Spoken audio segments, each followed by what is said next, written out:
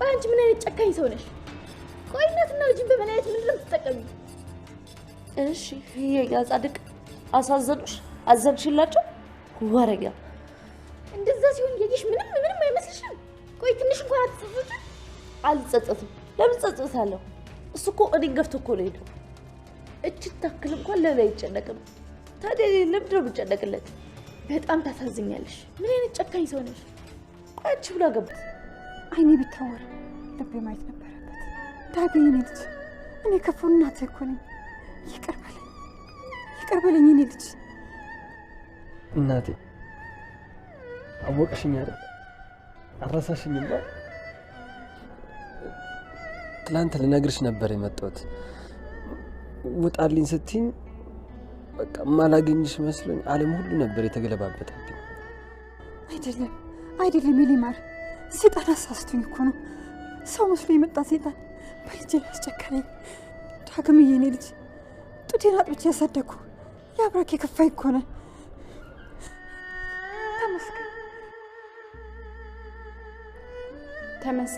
ተመስገን አምላክ።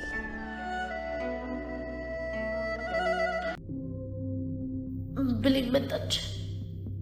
ቆይ ምን ባደርግ ነው ከዚህ ማስወጣት? ምንም ባደርግ እናትና ልጅን መለያየት አልችልም። ወይኔ ቃል ክፍልሽ ገብተሽ ታርፊያለሽ ወይስ ሳሎን ትሆኛለሽ? አይ ክፍሌ ገብቼ ባርፍ ይሻለኛል። እሺ በቃ ደህና ደሩ። ሰላም።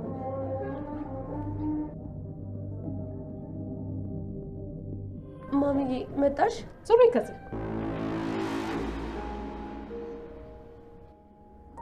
ነፍሴ ልትወጣ ነበር። በጣም እኮ ነሽ ጨነቅሽ። በጣም ይቅርታ፣ አማራጭ አልነበረኝ። አዎ ይገባኛል። በቃ አረፍ በይ።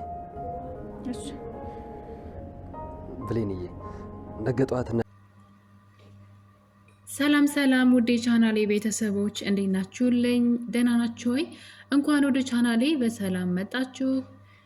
እንግዲህ ዛሬ በአደራ ድራማ በክፍል 34 ተመልሰናል።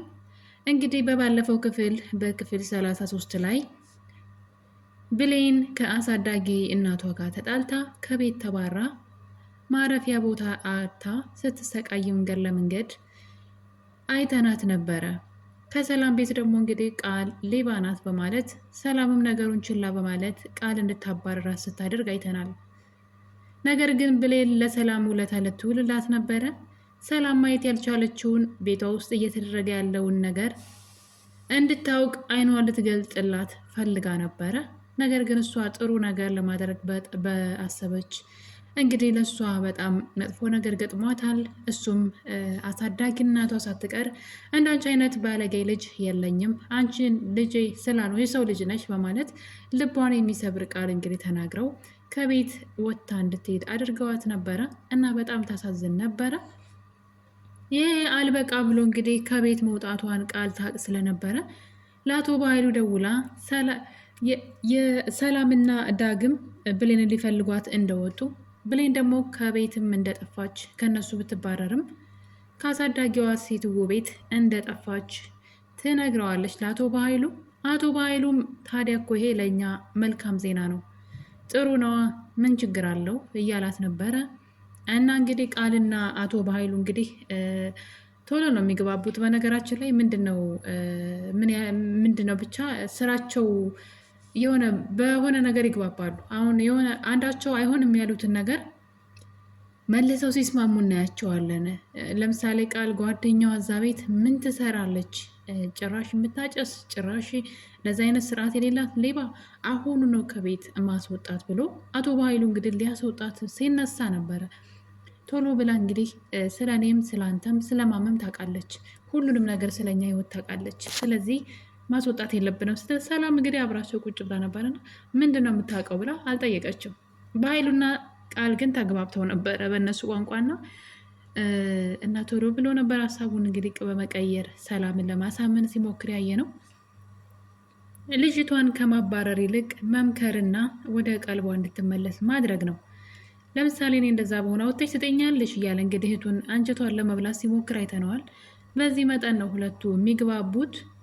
እና እንግዲህ ነገር በዚህ እያለ ነበረ ብሌን ከቤት ወጥታ ከሄደች በኋላ ለአቶ ባይሉ ግን ብሌን ሚስጥራችንን ለሰላም በደብዳቤ ልትነግራት ነበረ። ማንነቷን ደብቃ ደብዳቤ ለሰላም ጽፋላት ነበረ። አጋጣሚ ሆኖ እኔ ስለተቀበልኳት ነው እንጂ ዛሬ ጉዳችን ፈልቶ ነበር። ስለዚህ ብሌን ለእኛ እንቅፋት ናት ከዚህ በኋላ ለስራችን ትለዋለች። በዚህ የተነሳ ባይሉ እንግዲህ ሳሚን ከሷ ቀደም ብሎ ግን ሳሚን እንግዲህ አስደብድቦት አግቶታል። አሁን ላይ በነፍስ ነው የምፈልገው እንዳትገለው ብሎ ምንም ያደረገው ነገር የለም። ያሳሰረችው ቃል ናት። ይህን ነገር ያወቀ አልመሰለኝም። ነገር ግን ሳሚን አግቶታል።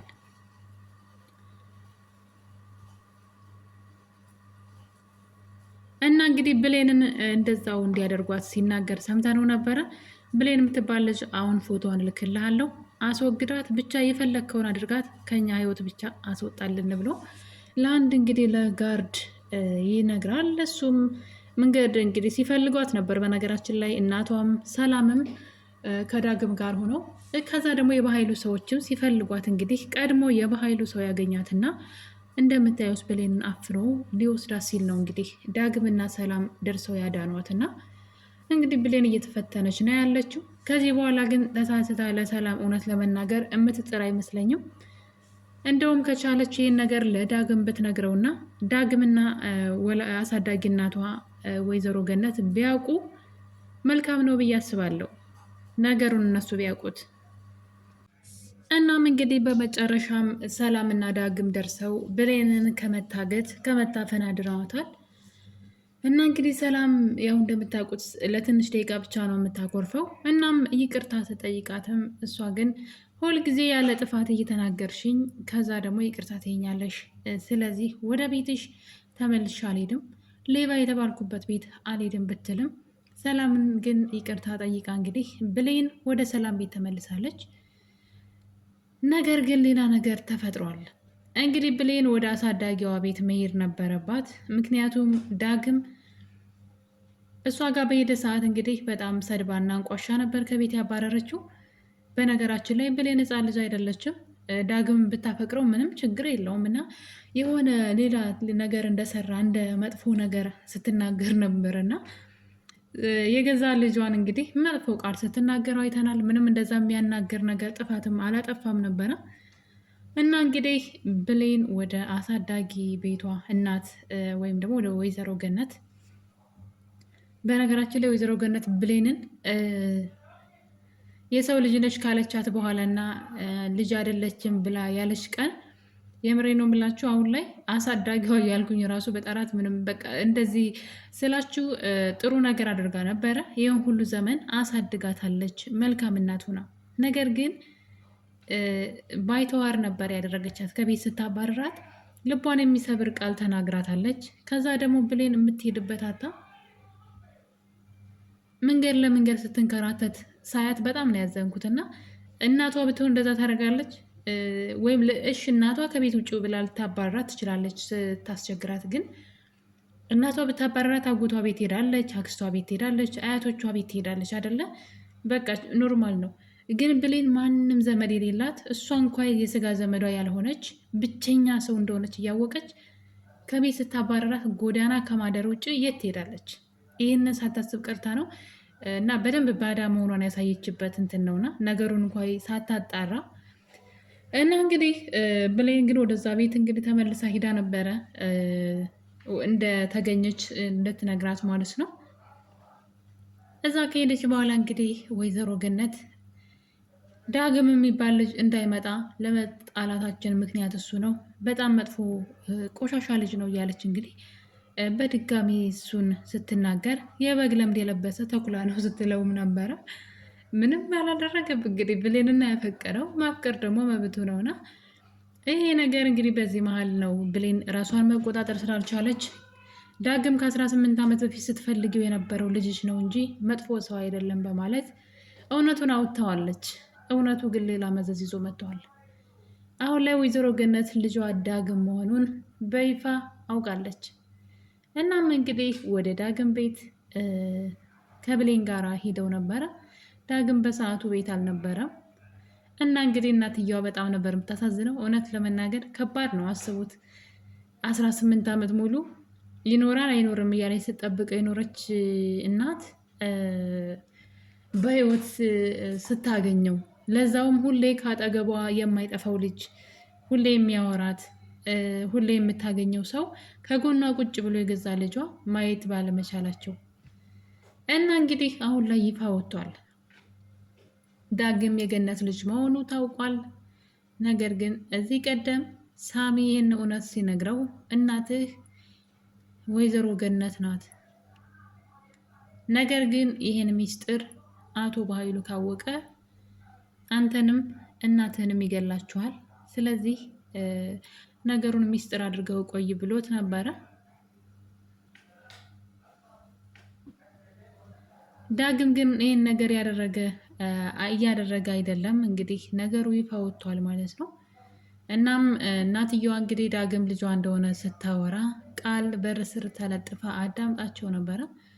ከመጀመሪያውም ቃል የምታውቅ ነው የሚመስለኝ ከድርጊቷ ሳያት ማለት ነው። እና እንግዲህ ቃልና ዳግምና እናቱ ወይዘሮ ገነት አሁን ላይ በይፋ እናትና ልጅ መሆናቸውን አውጀዋል እና አውቀዋል። በጣም ነው ደስ የሚለው። ነገር ግን አሁን ላይ ለአቶ በኃይሉ ሌላ ነገር እንግዲህ ቃል ነግረዋለች። የዳግም ትክክለኛ እናት ወይዘሮ ገነት መሆኗን እንዳወቀ ቃል ስልክ ደውላ ለበኃይሉ ነግረዋለች። በኃይሉ በቀላሉ የሚፋታቸው አይመስለኝም። ያው እንግዲህ ዳግም እናቱን አወቀ ማለት ለሱ በጣም አደጋ እንደሆነ ይታወቃል። ምክንያቱም ከሰላም ጋር ለአንዴና ለመጨረሻ ጊዜ ይጣላሉ ማለት ነው። እናትና ልጅን ማን የለያያቸው የሚለው ጥያቄ መምጣቱ ስለማይቀር በዛ ላይ አቶ በኃይሉም አርፎ ስለማይቀመጥ እናም እንግዲህ ነገር ከታወቀ በኋላ በኃይሉ አሁን ላይ የሚፈራቸውን ሰዎች እያገተ እያሰቃየ ይገኛል። ገና ለገና እንቅፋት ይሆኑብኛል ብሎ የሚያስበውን ማለት ነው። እና ደግሞ ቃል ስታደርገው የነበረውን ቃል እንግዲህ ሁሉንም ሰው አስወግዳ መጀመሪያ መንገዱ እንዲያስተካክሉላት ዙሪያዋን የከበቧትን ሰዎች እያስመሰለች አብራቸው ነበረች። አቶ በኃይሉንም እንዲሁ ሳሚንም እስከምፈልገው ድረስ ደካማ ጎናቸውን ስታገኝ ማለት ነው እስከምፈልገው ድረስ ተጠቅሜባቸው ከዛ እነሱን አስወግጄ ሁሉንም ነገር ለራሴ እቆጣጠራለሁ ብላ ታስብ ነበረ።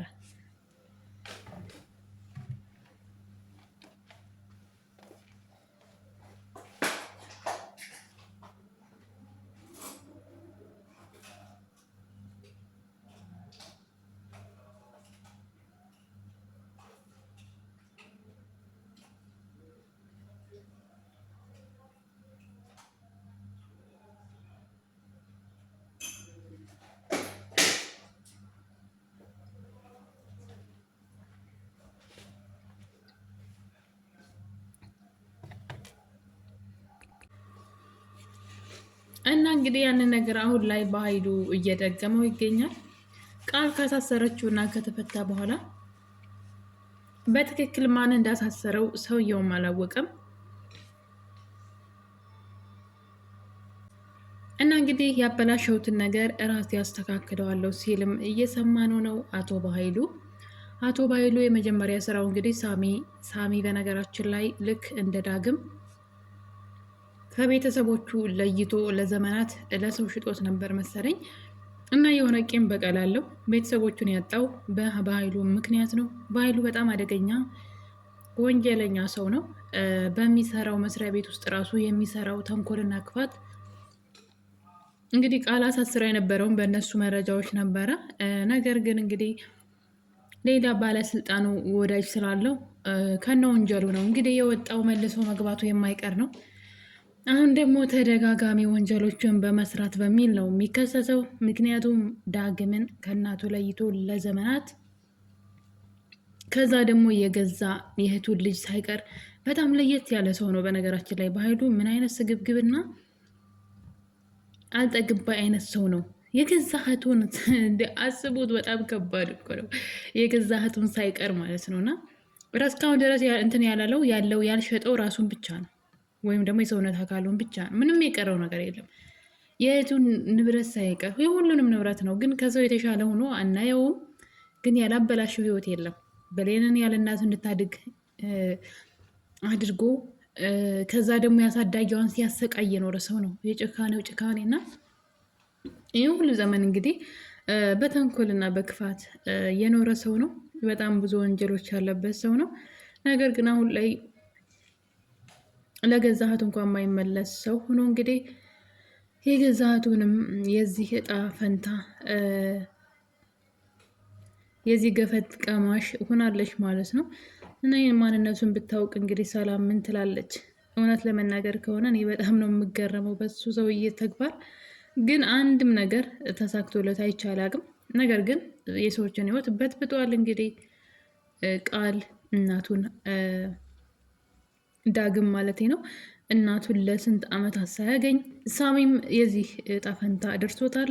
አሁን ደግሞ ብሌን የሰላም የእህቱ ልጅ እንግዲህ ሳትቀር የእህቱ ልጅ ወይም ደግሞ የራሱ ዘመዶች ከሚበሉት ሌላ እንዲበላው ራሱ ንብረቱን ይፈልጋል እና ቃልን እዛ ቤት ልጅ አድርጎ ሲያመጣ አስቡት እንግዲህ ቃልን ልጅ አድርጎ እዛ ቤት አመጥቶ ምን አይነት ድራማ እንደሚሰራ ተመልከቱ። እና በጣም ብዙ ነገሮች አሉ እንግዲህ የወይዘሮ የብሌን ወላጅ እናት ነኝ ብላ የመጣቸው አልማዝ ራሱ እንግዲህ በመጨረሻም ዳግም ይሄን ነገር አቶ ባህሉ እንደሰማ ሲያውቅ ከቤት ቢላ በመያዝ በድጋሚ ሌላ ስህተት ሊሰራ እንግዲህ ወጥቷል ማለት ነው። ከእናቱ ጋር የነበረውን የፍቅር ጊዜ በደንብ ሳያሳልፍ ማለት ነው ለብዙ ዓመት አቷት የነበረችውን ውድ እናቱን ስላገኘ አሁን ላይ ቢያንስ ይህን ደስታውን ማጣጣም ነበረበት። በእርግጥ አቶ ባህሉ አይተኛለትም። በደንብ ራሱን ካልጠበቀ እና እናቱን ካልጠበቀ ባህሉ ብዙ ሰው ስላለው እና በገንዘቡ ማዘዝ ስለሚችል ዳግምን ሊጎዳ ይችል ለመጉዳት ያስባል፣ አይተኛም። ነገር ግን ዳግም ደግሞ አሁን አቶ ባህሉን ቢገለው እንግዲህ ነፍሰ ገዳይ ሆኖ እስር ቤት ነው አይደለም የሚበሰብሰው። ለምን ማሰብ እንደማይችል አላውቅም። እንግዲህ አቶ ባህሉ ለመግደል ቢላ ይዞ ወጥቷል ከቤት። የአቶ ባህሉ ጉድ ግን አሁን ላይ ሊወጣ ይችላል ብዬ አስባለሁ። ሰላም ስለ አቶ ባህሉ ማንነት የምታውቅበት ጊዜ የደረሰ ይመስለኛል። ምክንያቱም ደግሞ እንግዲህ በጩቤ ከወጋው አቶ ባህሉን ሰላም ደግሞ ለምን እንደሆነ ነገሩ መጠየቋ የማይቀር ነው። በዛ ላይ አቶ ባህሉ እሱንና እናቱን እንትን ለማለት ነበር እንግዲህ ወደ ቤት ሲመጣ የነበረው በቃል ደውላለት ዳግም እናቱ ወይዘሮ ገነት መሆኗን አውቋል ብላ ስለነገረችው እየተጣደፈ እንግዲህ እነሱን ለመጉዳት ነበር የመጣው። ነገር ግን ዳግም ቀድሞት እንግዲህ እንደምታዩት ቢላ ይዞ ነው ከቤት የወጣው። ይህ ነገር ወደየት እንደሚያመራ ባናውቅም ዳግም ትንሽ ችኩል ነገር ነው። ፊት ለፊት ነው ነገሮችን የሚጋፈጠውና እንግዲህ ችግር ውስጥ እንዳይገባ ከእናቱ ጋር ጊዜ እንኳን ሳያሳልፍ እና ውድ ቤተሰቦች እንግዲህ አደራ ድራማ ክፍል 34 ይህን ይመስል ነበረ። እንግዲህ በሌላ ደግሞ በአዲስ በክፍል 35 እስከምንገናኝ ድረስ ለዚህ ቻናል ለቤቴ ለርብቃ ቻናል አዲስ የሆናችሁ ሰብስክራይብ አድርጉልኝ የኔ ውድ ቤተሰቦቼ። ደግሞ በመልካም ፈቃዳችሁ ስለምታበረታቱኝ በጣም ነው የማመሰግነው። ሀሳብ አስተያየታችሁን ደግሞ ኮሜንት ላይ በማስቀመጥ በሌላ ጊዜ ስመጣ በኮሜንታችሁ መሰረት አስተካክዬ እመጣለሁ ማለት ነው። ስለነበረን ቆይታ ሁላችሁንም አመሰግናለሁ። መልካም ጊዜ። ባይ ባይ።